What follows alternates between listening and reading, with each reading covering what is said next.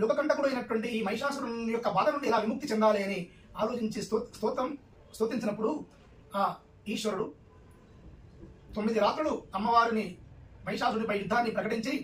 మీరు జయాన్ని పొందడానికి అమ్మవారిని పంపిస్తున్నా అని చెప్పినప్పుడు ఆ అమ్మవారు అయినటువంటి పార్వతీదేవి పరమేశ్వరి అయినటువంటి ఆ అమ్మవారు మహిషాసురుని పైన 9 రాత్రుల వరకు కూడా యుద్ధం చేసి 9వ రాత్రి చివరి గడియలలో 10వ రోజు ప్రారంభ సమయంలో శుభ గడియలలో త్రిశూలము చేత వారి ఆ మహిషాసురుని యొక్క నాభియందు గట్టిగా కుచ్చి ఆ మహిషాసుని సంవరించినటువంటి సమయం కనుక వీటికి నవరాత్రులు అనే పేరు.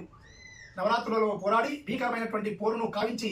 విజయకేతనం ఎగరవేసి 10వ రోజున ఉదయం విజయదశమి రోజున విజయ సంకేతంగా విజయదశమి అనే పేరు కాంచడం జరిగింది. ఆ విధంగానే పాండవులు